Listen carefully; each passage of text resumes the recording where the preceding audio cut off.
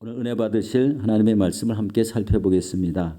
오늘 은혜 받으실 하나님의 말씀은 우리 빌립보서 3장 12절로 14절 말씀입니다. 빌립보서 3장 12절로 14절입니다. 우리 성경을 보시고 또 스크린을 보시고 함께 합독하도록 하겠습니다. 내가 이미 얻었다 함도 아니요 온전히 이루었다 함도 아니라 오직 내가 그리스도 예수께 잡힌 바 된 그것을 잡으려고 달려가노라. 형제들아, 나는 아직 내가 잡은 줄로 여기지 아니하고 오직 한 일, 즉 뒤에 있는 것은 잊어버리고 앞에 있는 것을 잡으려고 표대를 향하여 그리스도 예수 안에서 하나님이 위에서 부르신 부름의 상을 위하여 달려가노라. 아멘. 저는 이 말씀을 의지해서 우리 표대를 향하여라는 제목으로 은혜를 나누겠습니다. 여러분, 우리 인간이 살아가는 이런 방법 중에 제일 좋은 방법이 무엇이라고 생각하십니까? 그것은 목표를 정해놓고 사는 방법입니다. 목표가 없이 그냥 바람 부는 대로 요동치며 사는 것이 아니라 내가 삶의 방향과 목표를 정해놓고 살면은 그것 같이 우리 편리한 삶이 없을 거라고 생각이 됩니다. 그런데 이 목표가 어릴 때부터 우리 정해지면은 틀림없이 흔들림 없는 이런 인생으로 우리 승리하는 인생으로 살아갈 수 있을 것 같습니다. 그러나 목표 없는 사람은요, 이 세상의 이 파도 세파에 요동치는 이런 삶을 살 수밖에 없다는 것을 잘 압니다. 우리가 지금 세상을 바라보면은 이 코비드19 하나로 인해서 온 세계가 아주 힘들게 살아가고 있습니다. 이 호주는 청정국가, 우리 확진 환자가 아주 적은 이런 곳이라서 그런지 우리 한국에서 이민 선호도가 1위가 호주라고 합니다. 그럴 정도로 우리 선호도가 높은 곳인데 하나님의 은혜죠. 다른 유럽이나 미국 같은 나라는 아직도 굉장히 큰 어려움을 겪는 것을 보게 됩니다. 여러분, 우리가 예수를 믿는 순간부터 우리 가야 될 목표가 선명하게 정해지는데, 여러분, 이 목표에 이르는 길은 우리 험하고 아주 높은 길입니다. 우리 찬송가에도 나오죠. 험하고 높은 이 길을 싸우며 나아갑니다. 그런 의미가 바로 이 험하고 높은 길이다. 이 높은 길을 향해서 나갈 때 반드시 이 세상이라는 이 적과 날마다 싸워 나가야 된다는 거예요. 세상은 지배하는 영이 사탄입니다. 그렇기 때문에 이 세상과 싸워야 됩니다. 이 목표가 바로 천국이고 우리에게 주신 표대인 것입니다. 우리 인생 모두에게 주신 표대입니다. 그러나 하나님을 신실하게 믿는 사람이 바로 이 표대지만 안 믿는 사람은 이 표대가 없다는 것을 우리 보게 됩니다. 그런데 바울은 우리 빌립보서 3장 12절에 이렇게 말씀합니다. 내가 이미 얻었다 함도 아니요 온전히 이루었다 함도 아니라 오직 내가 그리스도 예수께 잡힌 바 된 그것을 잡으려고 달려가노라. 여기서 얻었다 함도 아니라는 것은 아직 그리스도를 완전히 닮지 못했다라는 뜻입니다. 그리고 온전히 이루었다 함도 아니라는 것은 아직 영생의 부활을 이루지 못했다는 것입니다. 그리고 이제 잡힌 바 된 그것은 내 자신의 구원의 완성과 그리고 자신에게 주신 사명을 이루려고 달려나가야 한다는 것입니다. 이 말씀이 우리 모두에게 적용이 됩니다. 자, 오늘 바로 우리가 가져야 될 우리 표대를 향해서 우리 가져야 될 신앙의 자세는 어떤가 우리 살펴보겠습니다. 첫 번째는 바로 뒤에 있는 것은 잊어버리라고 하시고 앞에 있는 것을 잡으라고 하십니다. 우리 13절 말씀이죠. 형제들아, 나는 아직 내가 잡은 줄로 여기지 아니하고 오직 한 일, 즉 뒤에 있는 것은 잊어버리고 앞에 있는 것을 잡으려고 라고 그렇게 말씀하고 있습니다. 우리는 뒤에 있는 이 지난 날의 지난 것들을 잊어버리라고 합니다. 잊어버리라고 하는 것은 아예 생각하지도 말라는 것이 아니라 자기에게 뒤에 있었던 일들을 하나하나 회개하며 우리 정리를 하는 이런 마음을 가지라는 거예요. 그리고 여기서 좋은 일도 있었지만 우리 잘못된 일, 죄와 허물들이 많습니다. 이런 것들을 이렇게 떨쳐내야 앞을 달려보고 앞을 보면서 달려 나갈 수 있다는 것을 알게 됩니다. 저의 경우를 한번 조금만 말씀드려보려고 합니다. 저는 2003년도에 장로를 받았는데 이 받자마자 하나님의 부르심이 있었습니다. 이게 굉장히 고민을 했습니다. 부르심을 받았는데 이 나이가 많으니까요. 신학을 해야 되는지 이 고민이 되더라고요. 그런데 주저할 수가 없었습니다. 그 마음에 주신 마음이 워낙 이렇게 확고하기 때문에 그래서 우리 신학을 마치게 됐는데요. 그때 나이가 51세였습니다. 우리 교회 규정에는요. 51세에 교역자를 뽑는 규정이 없습니다. 그런데 이 나이가 많다는 이런 생각 때문에요. 이 신학을 마쳤어도 내가 사역을 해야 되는가라는 이런 확신이 서질 않았어요. 참 굉장히 어려운 이런 마음을 가졌죠. 그리고 또 한 가지 사로잡는 것은 내 삶을 돌아보면 죄악투성이인데 이런 내가 어떻게 사역할 수 있을까? 이런 마음이 완전히 저를 가로막았습니다. 그래서 그만 사역하기를 포기하고 하던 일이나 열심히 하자 이런 마음을 굳혔습니다. 그런데 일터에 나갈 때마다 이 마음이 얼마나 불안하고 초조하고 답답한지 견딜 수가 없었습니다. 그런데 그렇게 1년이 지나갔고요. 그렇게 2년이 지나갔어요. 근데 도저히 이 마음에서요. 이 가만히 있질 않았어요. 3년째 되던 날 새해 1월 달에 우리 기도원 가잖아요. 기도원 가서 기도를 하고 이제 내려와서 이제 그해 첫 일터에 나가서 하나님께 이렇게 기도했습니다. 하나님, 제가 올해까지만 일하겠습니다. 근데 이 말씀 한마디를 딱 드렸는데요. 하나님께서 이걸 기다렸다는 듯이 마음에 막 감동을 주시는 거예요. 눈물이 엄청 쏟아지고 일터에서 일하기 전에 이제 엄청 이런 이 감동의 눈물을 한번 체험을 했습니다. 이 하나님이요, 이 한마디를 기다리셨다는 것 같았어요.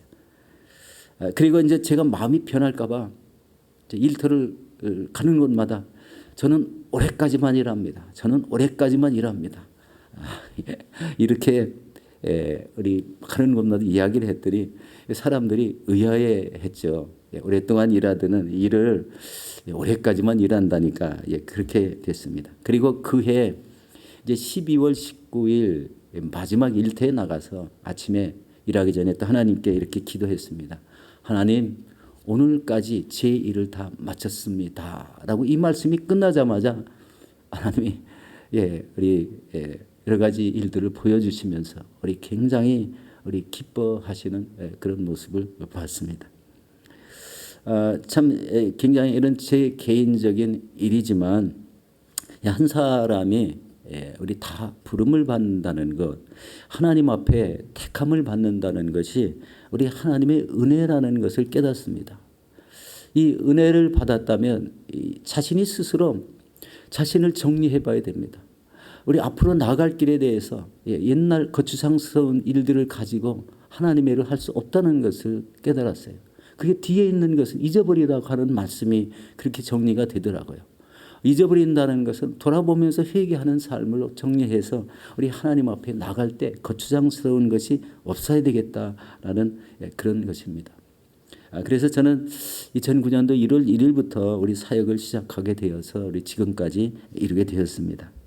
아마도 제가 지난 날에 사로잡혀서 하나님의 사역을 감당하지 못할 것이라고 이렇게 생각했다면 아직도 사역을 못했을 것입니다. 그러나 이 마음의 부담은 엄청났었고 그리고 하나님 말씀을 거역했다는 것에 대한 이런 죄책감으로 살지 않으면 안 될 것이다 라는 이런 생각을 해보게 됐습니다. 그러나 하나님께서 주신 이 앞에 있는 사명이라는 것을 붙잡았을 때 바로 성령님이 함께 하시는 이런 큰 은혜를 우리 가지고 있습니다. 여러분, 우리가 이 성화 과정에서 뒤를 돌아다 본다는 것은 어리석다는 것을 깨닫습니다. 바로 이 구원의 완성을 이룰 수 있는데 뒤를 돌아봄으로 인해서 구원의 완전한 모습을 갖추지 못하는 이런 사람이 될 수 있다는 거예요. 누가복음 9장 62절에 보면 손에 쟁기를 잡고 뒤를 돌아보는 자는 하나님 나라에 합당하지 아니하다라고 그렇게 말씀하고 있습니다. 여러분, 뒤에 있는 것에 연연하지 말고 여러분 앞에 우리에게 주신 이 사명과 목표를 향해서 여러분 잘 달려나가시는 여러분들이 되시기를 예수 이름으로 축원합니다. 두 번째는요, 바로 위에서 부르신 부름의 상을 위해서 달려나가야 됩니다. 우리 14절이죠. 표대를 향하여 그리스도 예수 안에서 하나님의 위에서 부르신 부름의 상을 위하여 달려가노라. 이런 표대라는 것은 성도가 나아가는 목표를 말합니다. 우리에게 주신 목표예요. 그 지점까지 이르라는 것입니다. 그것은 천국에 있습니다. 하나님을 위해서 부르셨다는 것은 하나님께서 우리를 위해서 택하시고 하나님의 자녀로 부르신 것을 의미합니다. 그리고 상 주시기 위해서 우리를 이 세상의 경주장으로 보내셨다는 거예요. 세상의 경주장. 또한 이 상 주신다는 것은 자신이 하나님이 주신 사명을 힘껏 감당했을 때 주시는 상을 말합니다. 우리 마태복음 25장에 보면 달란트 비유가 나오죠. 5달란트와 2달란트 받은 사람은 즉시 나가서 장사를 했다고 되어 있어요. 장사했다는 말은 우리 성도는 열심히 나가서 일을 했다, 헌신했다는 거죠. 그런데 그 결과로 인해서 5달란트와 2달란트를 남겨서 하나님 앞에 드렸을 때 하나님이 이렇게 칭찬하셨어요. 잘하였도다 착하고 충성된 종아 라고 이렇게 칭찬하시면서 내가 내게 많은 것을 맡기리니 내 주인의 즐거움에 참여할지어다. 주인의 즐거움이 뭘까요? 예수 그리스도의 혼인잔치에 참여하는 거예요. 하나님 나라에 우리 지위를 얻는 그런 잔치입니다. 그런데 한 달란트 받은 자는요, 악하고 게으른 종이라고 우리 책망을 듣습니다. 아무것도 안 했다는 거예요. 말씀은 분명히 들었는데 말씀을 묻어버렸습니다. 아무것도 안 하니까 아무 결과가 나타나지 않습니다. 그래서 악하고 게으른 종아라고 이렇게 책망을 듣고 바깥 어두운 데로 내쫓으라는 이런 엄한 명령을 받게 됩니다. 신앙생활을 편하게 하지 마십시오. 한 달란트 받은 사람 같이 이거 하나 그냥 있는 그대로 살면 되지라는 이런 마음을 가지면 신앙생활이 아닙니다. 하나님 앞에 반드시 책망을 받습니다. 바깥 어두운 데는요, 지옥을 말합니다. 바깥 어두운 데라는 지옥이 있고 불못이라는 지옥이 있습니다. 무섭습니다. 아주 쉽게 생각하지 마십시오. 하나님이 구원받은 그 값어치, 구원해 주신 우리들에 대한 값어치가 우리 자신을 통해서 하나님 앞에 드려지는 그런 역사가 생겨야 됩니다. 여러분, 이 표대를 향하는 삶은 여러 가지 방법이 있습니다. 그렇지만 우리 부모님들이 자녀에게 가르쳐야 될 것이 있습니다. 신앙의 길을 가르쳐야 됩니다. 이 신앙의 길.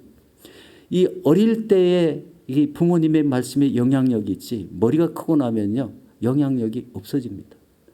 이 부모님의 말씀의 효과가 머리가 크고 나면 효과가 없지요. 이 자녀가 어릴 때 신앙교육을 잘 시키면 나중에 장성해서 이 큰 믿음의 사람으로 변화되는 것을 보게 됩니다. 여러분 잘 아시는 유명한 록펠러 우리 잘 아시죠? 록펠러가 세계적인 최고의 부자지 않습니까? 그런데 그 부자가 시작이 어떻게 됐냐면요. 여러분 6살 때 어린 나이에 우리 어머니가요 교육을 시켰어요. 20센트짜리 동전 하나를 딱 주면서 이렇게 얘기했습니다. 야, 내가 오늘부터 내가 매 주마다 20센트를 줄 터인데 그 중에서 2센트는 하나님의 몫이다 라고 이렇게 가르쳤어요. 그거는 내가 쓰면 절대 안 되는 거다. 그래서 너는 우리 하나님 전에 나가거든 2센트를 구별해서 11조로 하나님 앞에 드리거라. 매주 20센트를 주면서 2센트는 하나님의 것이다. 하나님의 것이다. 이것이 우리 신앙의 교육이 되어서 여러분 6살이 뭘 구별할 줄 알겠습니까? 6살짜리.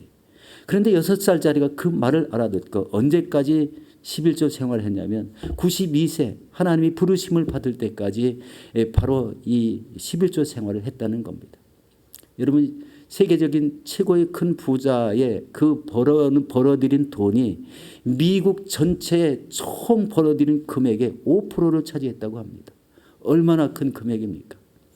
그래서 어느 신문 기자가 일부러 록펠러를 찾아와서 이 세계적인 부자가 된 비결이 도대체 무엇입니까? 라고 이렇게 질문을 했을 때 이 록펠러가 서슴없이 이렇게 얘기했다고 합니다. 나는 내 어머니로부터 신앙의 큰 유산을 물려받았습니다. 그 유산은 바로 이 나에게 엄청난 하나님의 인도하심을 받아서 세계적인 부자가 되었고, 내가 기업을 일으킬 때도 하나님 앞에 간절히 기도함으로 그 주신 말씀대로 했더니 내가 하는 것마다 이 큰 일이 잘 되고 번성하는 이런 역사 속에 이런 큰 부자가 되었다는 것을 우리 간증을 하게 되었습니다. 그 시작은 2센트 우리 하나님 앞에 11조를 드리는 거였어요. 당시에는요 2센트도 작은 돈이 아니었다고 합니다. 2센트의 가치가 있었어요. 그런데 그 자기 것이 아니라고 가르쳤을 때에 하나님의 것이라는 걸 가르쳤을 때 그것이 바로 일평생 그의 좌우명으로 삼고 그런 신앙을 했다는 겁니다. 그리고 이 록펠러의 어머니가 돌아가셨을 때 우리 10계명 10가지 우리 신앙 원칙을 제시해 주셨죠. 우리 말씀이 이제 시간이 많이 됐는데 이 말씀은 별도로 드리진 않겠습니다. 중요한 것은 하나님을 섬기는 것입니다. 모든 삶 가운데 아침에 일어나서부터 저녁 늦게까지 밖에 나가서부터 우리 돌아오는 그 시간까지 바로 이 어떻게 신앙생활을 해야 될 것을 가르친 내용입니다. 이 믿음의 부모님이 자녀에게 줄 수 있는 효과는 말을 안 해도 몸으로도 이렇게 보일 수가 있습니다. 매일 새벽 전에 나가면 자녀들이 깨닫습니다.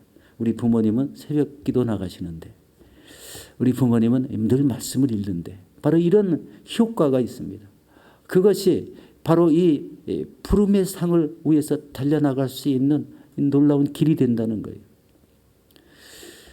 록펠러는 그것만으로 인생을 마친 게 아닙니다. 세계의 수많은 대학, 수많은 이런 이 빈민촌에 가서 자기가 가진 돈을 다 풀어서 그들을 도왔습니다.